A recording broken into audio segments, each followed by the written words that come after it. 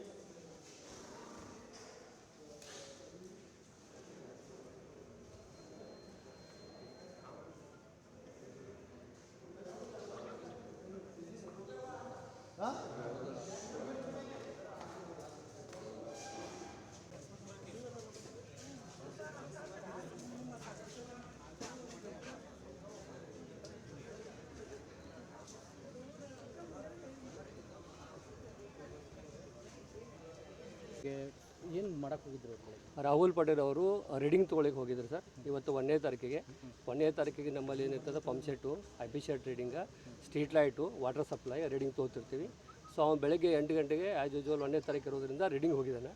Reading ಹೋದಾಗ ಅಲ್ಲಿ ಹಸಿ ಇರೋದ್ರಿಂದ ಏನು ಮಾಡ್ಯಾನ ಅವನು ಚಪ್ಪಲ್ ತೆಗೆದು ಒಳಗೆ ಹೋಗಿದ್ದಾನೆ ಅವನು ಪೆನಲ್ ಬೋರ್ಡ್ ಹತ್ರ. ಸೊ ಅಲ್ಲಿ ಹೋಗಿ ಅವನು ರಿಟರ್ನ್ ಕೈಯಿಂದ ಹೊಡೆದಾನೆ. ಹೊಡೆದ್ರು ಏನಾಗಿದೆ, ಅದು ಹಸಿ ಇರೋದ್ರಿಂದ ಅರ್ಥಾಗಿ ಅಲ್ಲಿ ಒಂದು ಇನ್ಸಿಡೆಂಟ್ ಆಗಿದೆ ಸರ್. ಈಗ ಯಾರು ನಿರ್ಲಕ್ಷ್ಯ ಸರ್? ಅವನು ನಿರ್ಲಕ್ಷ್ಯನೋ? ಅಲ್ಲ, ಇದು ನಿರ್ಲಕ್ಷ್ಯತೆ ಅನ್ನೋ ಬರಲ್ಲ ಸರ್. ಮಳೆ ಇರೋದ್ರಿಂದ ಇನ್ಸಿಡೆಂಟ್ ಆಗಿದೆ. ಸುಮಾರು ಅವ 7 ವರ್ಷದಿಂದ ರೀಡಿಂಗ್ ಮಾಡ್ತಾ ಇದ್ದಾನೆ. ಅವೇನೇನು ಹೊಸವೇನೂ ಅಲ್ಲ. ಸೊ 7 ವರ್ಷದಿಂದ ಅದೇ ಏರಿಯಾದಲ್ಲಿ ರೀಡಿಂಗ್ ಮಾಡ್ತಾ ಇದ್ದಾನೆ. ಇದು ಅದು ಟೈಮ್ ಈಗ ಅದು ಅವನು ಹೋದಾಗ ಚಪ್ಪಲ್ ಇದ್ದಿದ್ರೆ ಹಸಿ ಇರೋದ್ರಿಂದ ಇದು ಅರ್ಥ ಆಗಿರ್ತದೆ.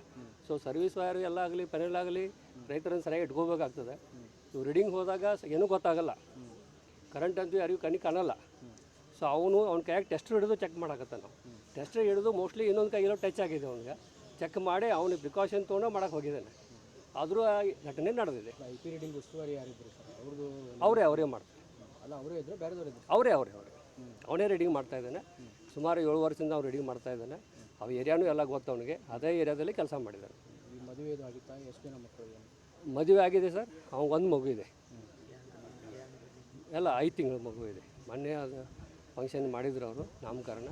5 ತಿಂಗಳ ಮಗು ಇದೆ ಸರ್. ಫ್ಯಾಮಿಲಿನೇ ಅವ್ರಿಗೆಲ್ಲ ಇರ್ತಿದ್ದೀವಿ, ಅವ್ರು ನಂಬ್ಕೊಂಡಿರ್ತಿದ್ರು. ಈಗ ಅವ್ರ ಮನೆ ಮನುಷ್ಯನೇ ಹೋದ, ಏನಿತ್ತು ಸರ್ಕಾರದ ವತಿಯಿಂದ ನಿಮ್ಮ ಪರಿಹಾರ ಕೊಡ್ತೀವಿ ಸರ್ ಅವ್ರಿಗೆ. ಅವ್ರ ಕಾಂಪೆನ್ಸೇಟರಿ ಗ್ರೌಂಡ್ ಮೇಲೆ ಅಪಾರ್ಟ್ಮೆಂಟು ಆಗ್ತದೆ. ಈಗ ಆಗಿದೆ ಘಟನೆ, ಅದು ಆಗಬಾರ್ದಂಥ ಘಟನೆ ಆಗಿದೆ. ಇದು ತುಂಬಲಾರದ ನಷ್ಟ.